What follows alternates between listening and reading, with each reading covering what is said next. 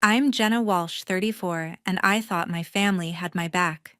My parents called last week, said our Hawaii trip was off. Money was too tight. I believed them, no questions asked. I'd spent months planning it, flights, rooms at the Moana Surfrider, all on my card, thinking we'd reconnect after a rough year. But 3 days later, my little sister's Instagram stories hit me like a truck. There they were, my mom, my dad, her dog, in a stupid Hawaiian shirt laughing by the Waikiki pool. Not a single text, not a word about me. They lied, used my money, and left me out like I was nothing. My hands shook as I stared at my phone, their smiles burning into me. How could they do this? I wasn't going to cry or call them out, not yet. But what I found out next made their betrayal so much worse, and I was ready to make them pay. Before I show you how they stabbed me in the back, and how I hit back even harder, tell me, what time is it, where you are, and which city are you watching from? Drop a comment below. I read every single one. And don't forget to subscribe, because trust me, you won't want to miss the ending. A year ago, my life turned upside down. My ex-husband, Matthew, sat me down after dinner one night in our Portland apartment and said he was done. No warning, no fight, just a flat. I can't do this anymore. He packed a bag, left his keys on the counter, and walked out. I didn't beg or chase him. I just sat there staring at the half-eaten lasagna, wondering what I'd missed. We'd been married 5 years, built a life together, weekend hikes, late-night coding sessions for my software engineering job, even stupid arguments over who forgot to buy milk. But he was gone, and the silence in our apartment was louder than any fight we'd ever had. I spent months replaying every moment, trying to figure out what went wrong, but I got no answers. Just a divorce agreement in the mail and a hole in my chest that wouldn't close. That's why I needed this Hawaii trip. Not for the beaches or the sunsets, but for a chance to feel like myself again. I'd been carrying my family for years, paying mom and dad's phone bills when dad retired, covering my little sister's car payments when she blew her marketing job bonuses on who knows what. I'm good with numbers, always have been, so I set up a shared account for family expenses, thinking it'd make things easier. When I pitched the idea of a family vacation to Waikiki, everyone jumped on board. Mom said it'd be like old times, Dad promised to grill fish like he used to, and my sister swore she'd plan activities. I booked flights, reserved rooms at the Moana Surfrider, fancy enough to feel special, but not break the bank. I even used my reward points to upgrade Mom and Dad's suite, figuring they deserved a treat after their lean years. It was my way of pulling us together, of healing the cracks in my own heart while giving them something to smile about. Planning that trip became my lifeline. After Matthew left, I threw myself into work, pulling 12-hour days to keep my mind off him. But at night, when the coding stopped, the emptiness crept in. I'd scroll through the old photos, family barbecues, my sister's high school graduation, even Matthew laughing at Dad's bad jokes. The trip was supposed to be a reset, a way to rebuild those memories without him.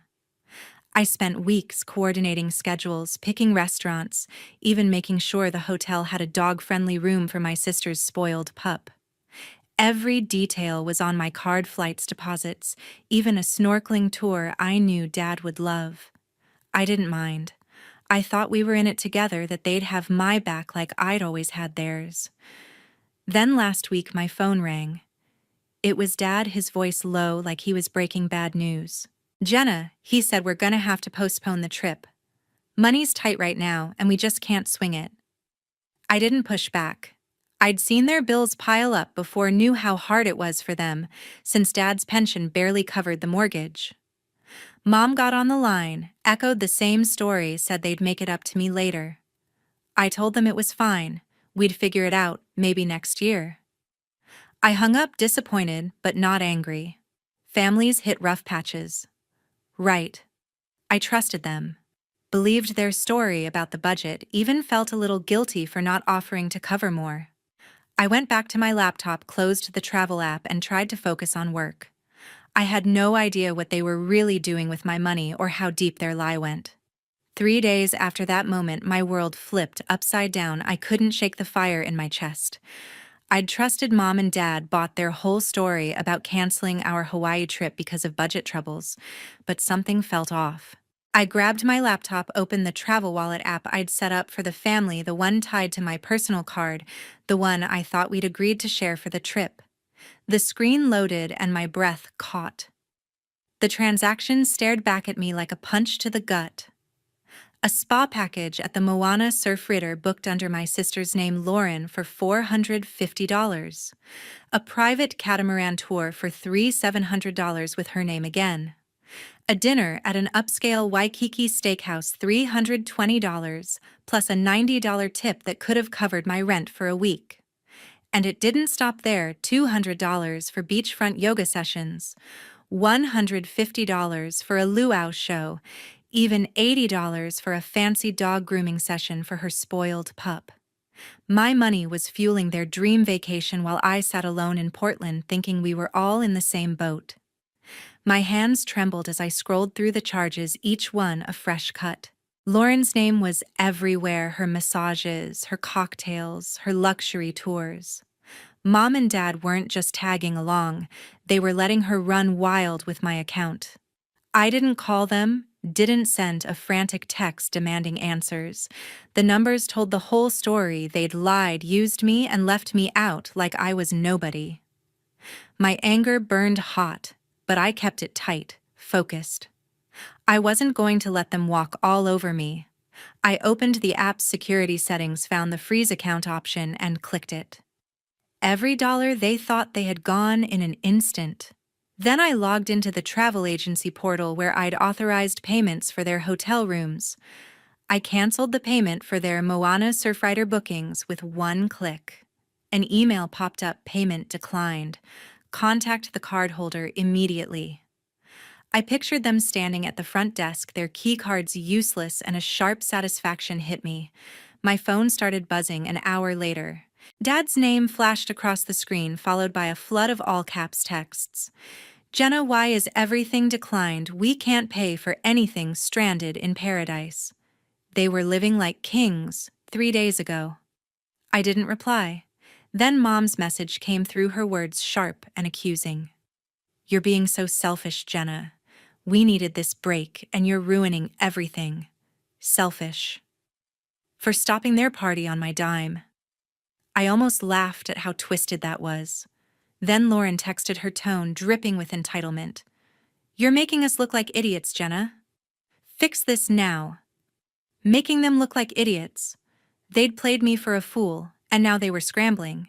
I opened Venmo, typed in Dad's name, sent $1 and added a memo.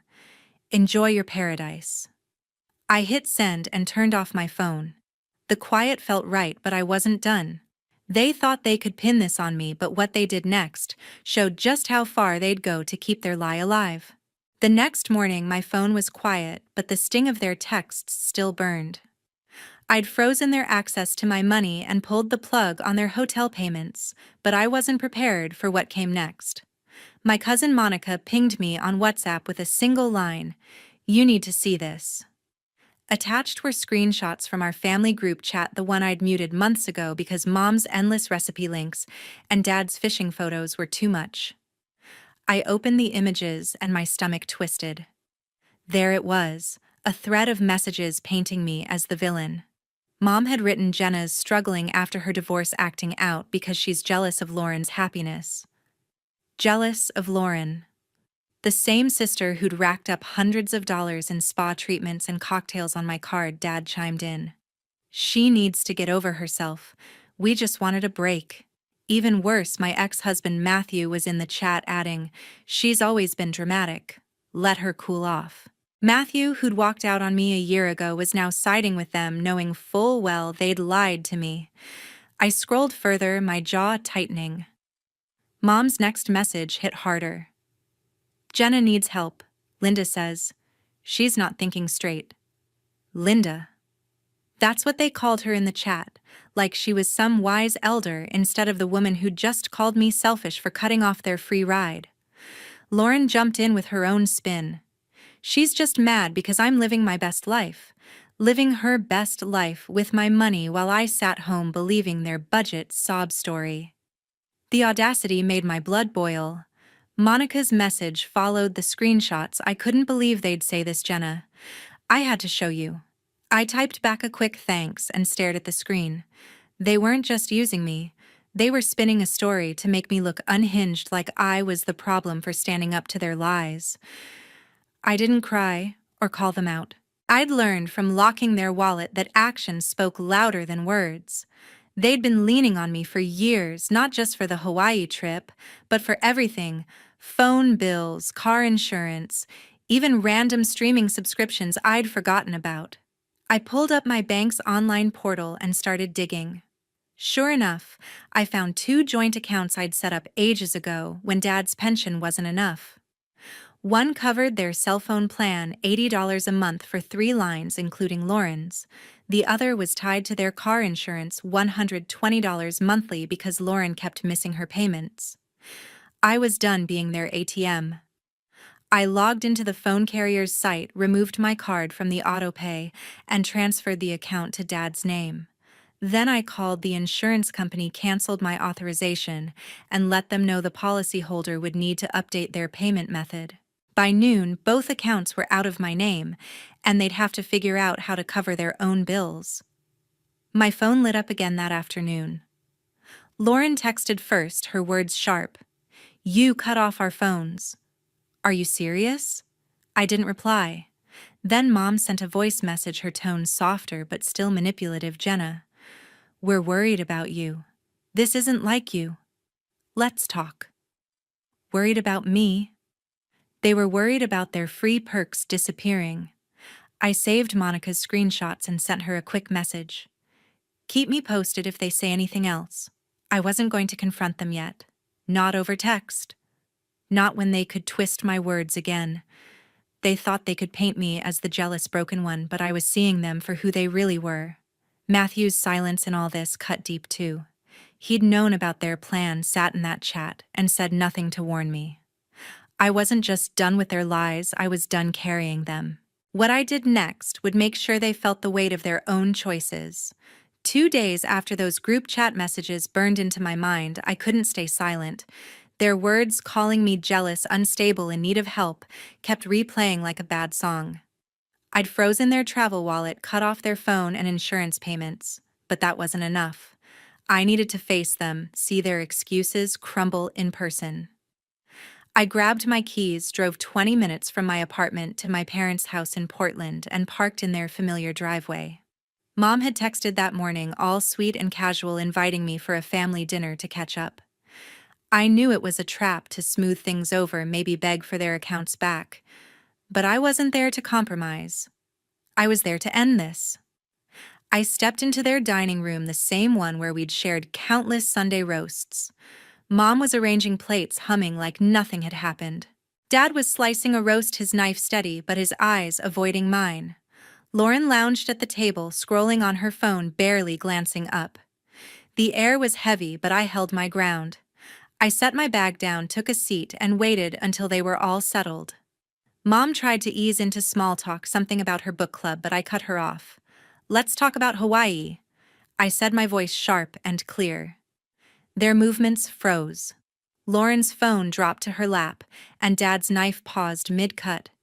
They knew this wasn't going to be a cozy catch-up. I didn't hold back. "You told me money was tight, that we couldn't afford the trip. I trusted you, canceled my plans while you were living it up at the Moana surf resort, charging thousands to my card." I let the words hang, watching their faces. "Then I find out you're spreading lies, telling everyone I'm falling apart, jealous of Lauren acting out because of my divorce." Mom's lips tightened, but she stayed quiet. "I saw the group chat," I said, staring her down. "You called me unstable, said I needed help. You used my money, lied to my face, and then painted me as the villain." Lauren rolled her eyes, tossing her hair. "You're making a big deal out of nothing, Jenna," she said. "It was just a vacation. You didn't have to ruin it for us." I turned to her, my voice like steel. "Ruin it? You spent thousands of my dollars, spa treatments, boat tours, fancy dinners, while I sat home thinking we were all broke. And you call me dramatic, Dad tried to step in, his tone gruff. Jenna, settle down. We just needed some time away. I cut him off. Time away with my money, without even telling me. You didn't invite me because you knew I'd call out your lies. Mom finally spoke, her voice soft but dripping with manipulation. Jenna, we didn't ask you to come because you've been so fragile since your divorce. We thought you weren't ready for a trip. Fragile. Her words were a cheap shot, twisting my pain to justify their betrayal. I leaned forward, my hands steady on the table. You don't get to decide what I'm ready for. You don't get to use my money, lie to me, and then tell everyone I'm the one who's broken. I looked at Dad, then Lauren, my voice unwavering. You knew exactly what you were doing, and you didn't care who you hurt. I stood up, pushing my chair back. I'm done carrying you.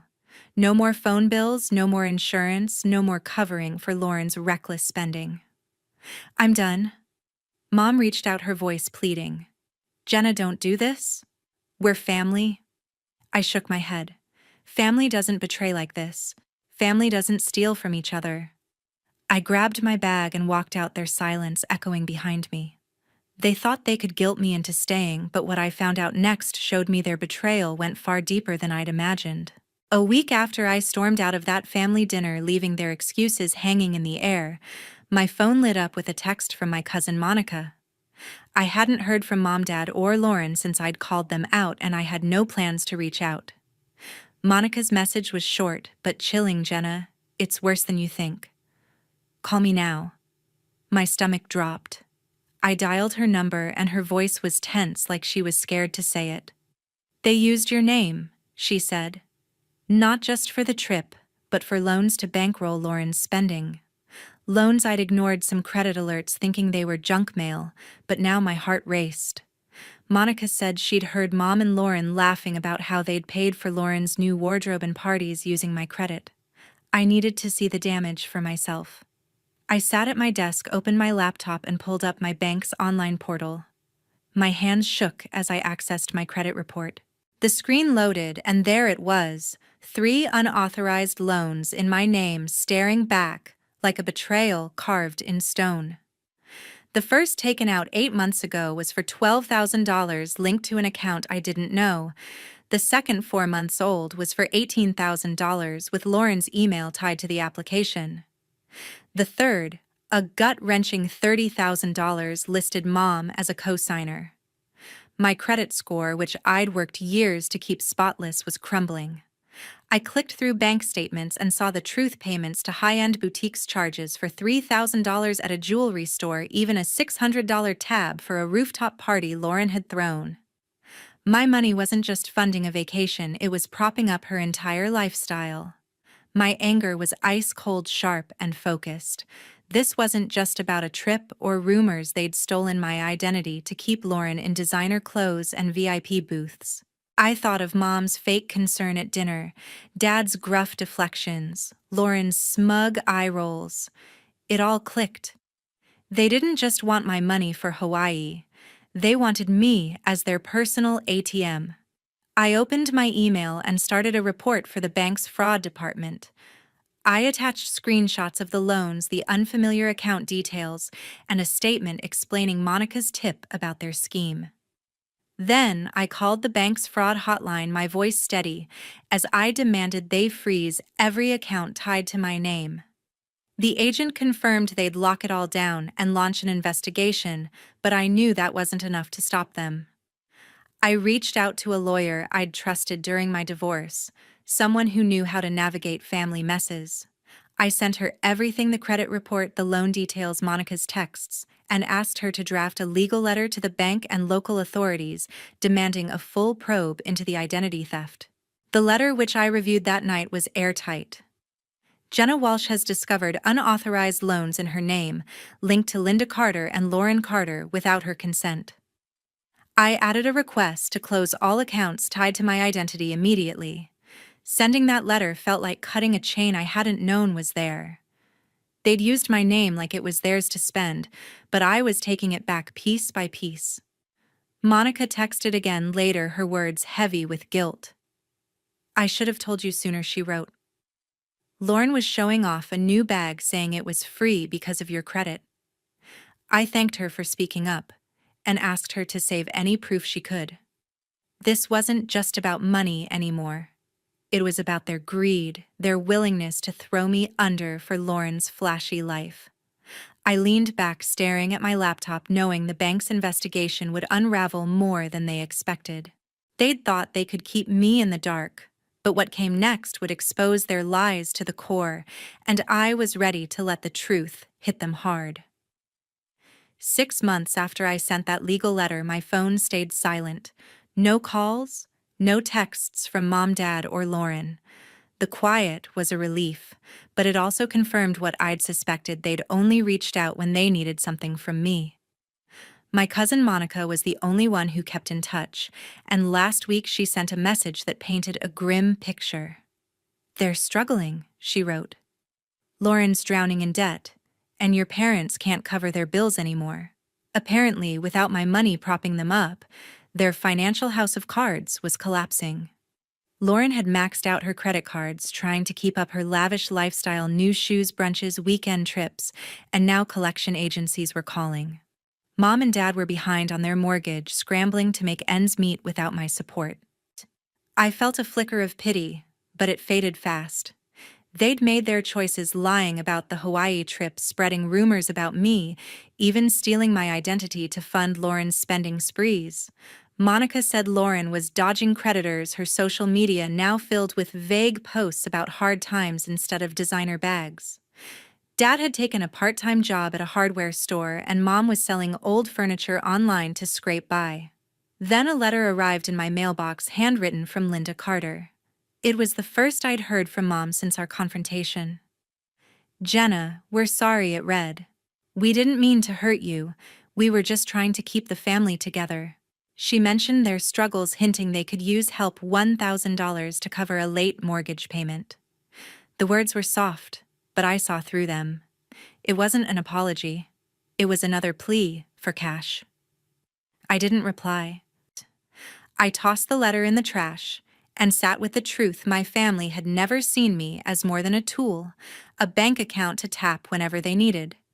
Every "we're family" speech was a leash to keep me tethered to their needs. I'd spent years believing I owed them my time, my money, my loyalty, because that's what family does. But family doesn't lie, steal, or tear you down to lift themselves up.